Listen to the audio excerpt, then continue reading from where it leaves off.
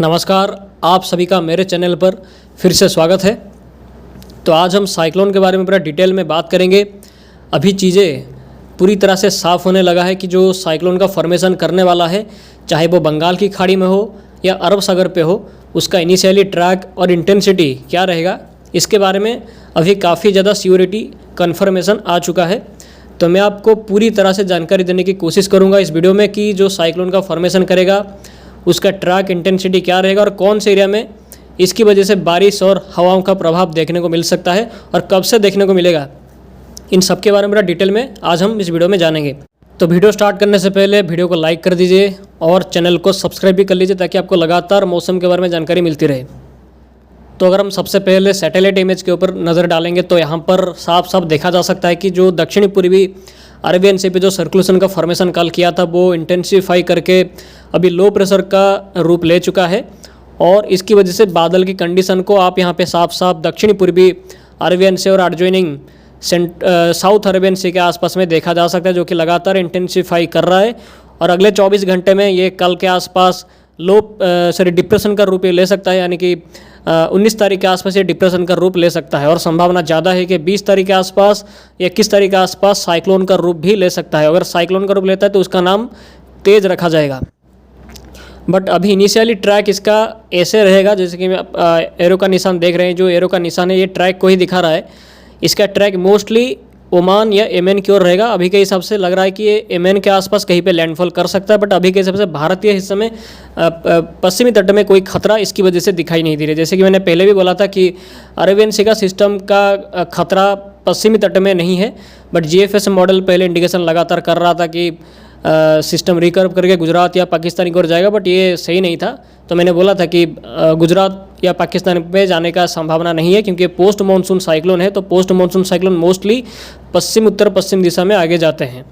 तो वही बंगाल की खाड़ी को अगर हम देखेंगे तो यहाँ पर भी बादल धीरे धीरे करके बनना स्टार्ट हो रहा है, मतलब यहाँ पे सर्कुलेशन को देखा जा सकता है और ये सर्कुलेशन जल्द ही परसों यानी कि जो 20 तारीख के आसपास एक लो प्रेशर का रूप ले लेगा और लो प्रेशर में बदलने के बाद ये लगातार इंटेंसिफाई करेगा। तो आगे इसके बारे में हम जानेंगे, मॉडल का प्रेडिक्शन इसके बारे में क्या है। चलिए इसके ऊपर बात करते हैं। तो अगर इस मैप के ऊपर नज़र डालेंगे तो ये मैप बेसिकली समंदर का तापमान, सी सरफेस टेम्परेचर कहाँ पर कितना है उसको दिखा रहा है। अभी अरेबियन सी पे जो सिस्टम का फॉर्मेशन लो प्रेशर है, ये उसके आसपास जो टेम्परेचर समंदर पे है वो 29 से 30 डिग्री के आसपास है। तो ये बंगाल की खाड़ी में अधिकतर जगह में टेम्परेचर 29 से लेकर 31 डिग्री के बीच में है, मतलब काफ़ी ज़्यादा दोनों सागर में कंडीशन एसएसटी के मामले में फेवरेबल है, जिसकी वजह से इंटेंसिफाई दोनों सिस्टम करने वाले हैं। तो अगर हम ECMAA मॉडल के फोरकास्ट के ऊपर नज़र डालेंगे तो यहाँ पर ECMAA मॉडल को देखा जा सकता है, जो कि आज 18 तारीख है। तो 18 तारीख में अरेबियन सी के दक्षिणी पूर्वी भागों में यहाँ पर लो प्रेशर को देखा जा सकता है, जो कि यहाँ पर ये सिस्टम है। तो वही दूसरी तरफ दक्षिणी पूर्वी और दक्षिणी बे ऑफ बंगाल में जो सर्कुलेशन था वो अभी यहाँ पर इसको भी देखा जा सकता है, जो कि लगातार दोनों सिस्टम इंटेंसिफाई करना स्टार्ट करेंगे। तो इसके आगे अगर हम चलेंगे तो ये 19 अक्टूबर का मैप है। तो इसमें अरेबियन सी का जो सिस्टम वो लगातार इंटेंसिफाई करेगा और वेल मार्क लो प्रेशर का रूप भी ले सकता है अभी का कंडीशन के हिसाब से, और वो लगातार पश्चिम दिशा में आगे जाएगा, मतलब भारत के पश्चिमी तट से दूर जाएगा। और वही जो बे ऑफ बंगाल का सिस्टम वो धीरे धीरे करके इंटेंसिफाई करना स्टार्ट करेगा। तो अगर हम 20 अक्टूबर के मैप को देखेंगे तो 20 अक्टूबर पे जो बे ऑफ बंगाल पे जो सर्कुलेशन होगा वो इंटेंसिफाई करके लो प्रेशर का रूप ले सकता है। सेंट्रल बे ऑफ बंगाल और एडजॉइनिंग दक्षिणी बे ऑफ बंगाल के आसपास में लो प्रेशर का फॉर्मेशन कर सकता है 20 अक्टूबर में। और वही अरेबियन सी का सिस्टम लगातार पश्चिम भारत से दूर जाएगा, पश्चिम दिशा में आगे जाएगा और डीप डिप्रेशन का रूप ले सकता है या चक्रवाती तूफान का रूप भी ले सकता है, इसको इनकार नहीं कर सकते। तो 21 अक्टूबर पे सिस्टम लगातार इंटेंसिफाई दोनों ही सिस्टम करेंगे। अरेबियन सी का सिस्टम साइक्लोन का इंटेंसिटी हासिल करेगा, तो वही बे ऑफ बंगाल का सिस्टम धीरे धीरे करके इंटेंसिफाई करके वेल मार्क लो प्रेशर का रूप ले सकता है 21 अक्टूबर में। इसका संभावना ज़्यादा दिखाई दे रही है और लगातार बे ऑफ बंगाल का सिस्टम इंटेंसिफाई करके उत्तर दिशा में आगे जाएगा। तो वही अरेबियन सी का सिस्टम लगातार ओमान येमेन की ओर इसका डायरेक्शन होने वाला है।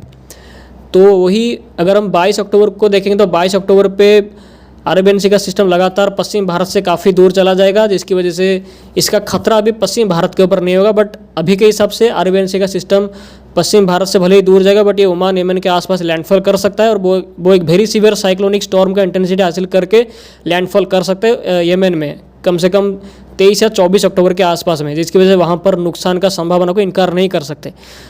तो भाई बे ऑफ बंगाल का सिस्टम का अगर हम देखेंगे तो ये लगातार डिप्रेशन का रूप ले सकता है इंटेंसिफाई करके 22 अक्टूबर में। तो भाई 23 अक्टूबर पे ECMAA मॉडल के हिसाब से बे ऑफ बंगाल का सिस्टम लगातार इंटेंसिफाई करके डीप डिप्रेशन का रूप या साइक्लोन का रूप भी ले सकता है और वही नॉर्थ डायरेक्शन पे ये कंटिन्यूसली आगे जाएगा। तो वही अरेबियन सी का सिस्टम लगातार यमन की ओर आगे जाएगा और जल्द ही लैंडफॉल कर जाएगा 24 तारीख के आसपास। तो भाई 24 अक्टूबर को अगर हम देखें तो 24 अक्टूबर में अरेबियन सी का सिस्टम लैंडफॉल करने के कर गया होगा। मॉडल का प्रेडिक्शन के हिसाब से मैक्सिमम मॉडल ये इंडिकेशन कर रहे हैं कि यमन के आसपास इसका लैंडफॉल हो सकता है 24 तारीख के आसपास में आज a very severe cyclonic storm. तो उसकी वजह से यमन में काफ़ी नुकसान का संकेत मिल रहा है। तो बट यहाँ पर पश्चिमी तट में कोई खतरा इस सिस्टम की वजह से नहीं है। तो 24 तारीख का मैप को अगर हम देखें तो ये 24 तारीख में बे ऑफ बंगाल का सिस्टम का संभावना ज़्यादा रहेगा कि ये साइक्लोनिक स्टॉर्म का इंटेंसिटी हासिल कर सकता है अभी के प्रेडिक्शन के हिसाब से। और अगर मैं अपना एनालिसिस के हिसाब से बात करूं तो जो मैंने मैक्सिमम मॉडल को देखा उसके बेसिस पे मेरा कंक्लूजन यही है कि बे ऑफ बंगाल का system highly severe cyclonic storm का इंटेंसिटी हासिल कर सकता है और ईस्ट इंडिया में इसका खतरा ज़्यादा है। तो अगर मैं परसेंटेज के हिसाब से बताऊं तो बे ऑफ बंगाल का सिस्टम का साइक्लोनिक स्टॉर्म का इंटेंसिटी हासिल करने का चांसेस कम से कम 90% से ज़्यादा है अभी के हिसाब से। तो भाई सीवियर साइक्लोनिक स्टॉर्म का इंटेंसिटी ये कम से कम 50% के आसपास हम पकड़ के चल सकते हैं कि ये 50% के आसपास संभावना है कि सीवियर साइक्लोन का रूप ये ले। बट ये वेरी सीवियर साइक्लोन का रूप लेने का संभावना इसका बहुत ही कम है, 20% से भी कम संभावना है कि ये वेरी सीवियर साइक्लोन का रूप ले। बट जबकि ये वेदर है तो इसमें पैरामीटर्स लगातार चेंज होते रहते हैं, तो इसीलिए इसको लेकर अच्छे से प्रेडिक्शन करना बहुत मुश्किल है। खास करके 7 दिन पहले से ये बोला नहीं जा सकता कि सिस्टम का एक्चुअली इंटेंसिफिकेशन कितना होगा, क्योंकि साइंस इतना ज़्यादा अभी टेक्नोलॉजी इतना ज़्यादा आगे नहीं गया है कि इसके बारे में कोई सही से बोल पाए। तो इसलिए इनिशियली फोरकास्ट के हिसाब से इसका साइक्लोन या सीवियर साइक्लोन का इंटेंसिटी ये हासिल कर सकता है, मॉडल का प्रेडिक्शन के हिसाब से ये बोला जा सकता है। बट एक्चुअली में उस वक्त का कंडीशन, एटमॉस्फेरिक कंडीशन कितना सपोर्टिव इसके लिए होगा इंटेंसिफिकेशन के लिए, वो डिपेंड करेगा कि सिस्टम और आगे जाएगा या कमज़ोर होगा। तो उसके बेसिस पे और आने वाले टाइम पे इसके बारे में थोड़ा सा और इंडिकेशन, क्लियर इंडिकेशन मिल सकता है। बट अभी के हिसाब से जो मैक्सिमम मॉडल का प्रेडिक्शन है वो यही है कि ये सिस्टम पूर्वी भारत से लेकर बांग्लादेश के बीच में कहीं पर भी जा सकता है। इंटेंसिफिकेशन का संभावना भी काफ़ी ज़्यादा, मैक्सिमम मॉडल का प्रेडिक्शन यही है। और जो आंध्र प्रदेश, उड़ीसा, वेस्ट बंगाल, ये 3 भारत के जो स्टेट है इनमें खतरा ज़्यादा है। अगर मैं अपना एनालिसिस के हिसाब से बताऊं तो अभी के हिसाब से उत्तरी आंध्र प्रदेश से लेकर बांग्लादेश के बीच में सिस्टम कहीं पर भी लैंडफॉल कर सकता है। तो ECMAA मॉडल का प्रेडिक्शन यही है कि सिस्टम उड़ीसा के आसपास आने के बाद ये रिकर्व करके बांग्लादेश की ओर जा सकता है। बट ये कोई श्योरली ट्रैक नहीं है, जस्ट एक मॉडल का फोरकास्ट है, क्योंकि हम 7 दिन का लीड टाइम पे है। तो इसलिए अभी से बोल पाना बहुत मुश्किल है कि सिस्टम का जो फॉर्मेशन करेगा वो कौन से लोकेशन पे एक्चुअली करेगा, और उसके बाद जब उसका इनिशियली ट्रैक उत्तर दिशा में रहेगा तो उसके बाद वो कितना रिकर्व करेगा, क्या वो ज़्यादा रिकर्व कर जाएगा, कम रिकर्व करेगा, उसके ऊपर भी डिपेंड करेगा कि सिस्टम का लैंडफॉल या क्रॉस कौन से एरिया में हो सकता है। बट अभी के हिसाब से जो लग रहा है कि उत्तरी आंध्र प्रदेश, उड़ीसा, वेस्ट बंगाल, 3 भारत के जो स्टेट है इनमें खतरा है, खतरा ज़्यादा है। मैं तो अभी के हिसाब से मैं यही बोल सकता हूँ कि मैक्सिमम मॉडल का जो प्रेडिक्शन मैंने देखा है उसके बेसिस पे ये बोल रहा हूँ कि उड़ीसा, वेस्ट बंगाल, ये 2 जो स्टेट है इनमें खतरा थोड़ा सा ज़्यादा दिखाई दे रही है सिस्टम का लैंडफॉल को लेकर। बट अभी के हिसाब से ये बोलना सही नहीं है, क्योंकि सिस्टम में चेंज लगातार होता रहता है। तो आने वाले टाइम पे इसके बारे में थोड़ा सा और कन्फर्मेशन होगा। बट अभी जो एक चीज़ कन्फर्म हुआ है कि साइक्लोन का रूप लेगा और उससे आगे भी जा सकता है, मतलब सीवियर साइक्लोन का रूप भी ले सकता है, और खतरा पूरे उत्तरी आंध्र से लेकर बांग्लादेश के बीच में हर एक जगह पे दिखाई दे रही है। बट अभी के हिसाब से 23 तारीख रात से पूरे पूर्वी भारत के तटों में, खास करके उत्तरी आंध्र प्रदेश और उड़ीसा के तटीय इलाकों में बारिश का प्रभाव रहेगा, जो कि पूजा में ये बाधा दे सकता है। और 24, 25 और 26 तारीख में पूरे पूर्वी भारत के हिस्सों में भीषण बारिश का प्रभाव रह सकता है। बांग्लादेश के साथ उत्तर पूर्वी भारत के राज्यों में भी बारिश का प्रभाव इसकी वजह से दिखाई देगी। तो अभी के हिसाब से जब डिप्रेशन का फॉर्मेशन बंगाल की खाड़ी में कर जाएगा तो उसके बाद ही जाके इसके ट्रैक और इंटेंसिटी के बारे में काफ़ी ज़्यादा क्लियर इंडिकेशन मिल सकता है। एक्चुअली कौन सा स्टेट में ये लैंडफॉल करेगा और कौन से स्टेट में इसकी वजह से सबसे ज़्यादा बारिश का प्रभाव, विंड का प्रभाव रहेगा, तो वो डिप्रेशन के फॉर्मेशन के बाद ही जाके थोड़ा सा स्पष्ट संकेत हमें मिल सकता है। बट अभी के हिसाब से यही है कि साइक्लोन का रूप बे ऑफ बंगाल का सिस्टम लेगा और पूरे पूर्वी भारत में खतरा है रेनफॉल का और विंड का।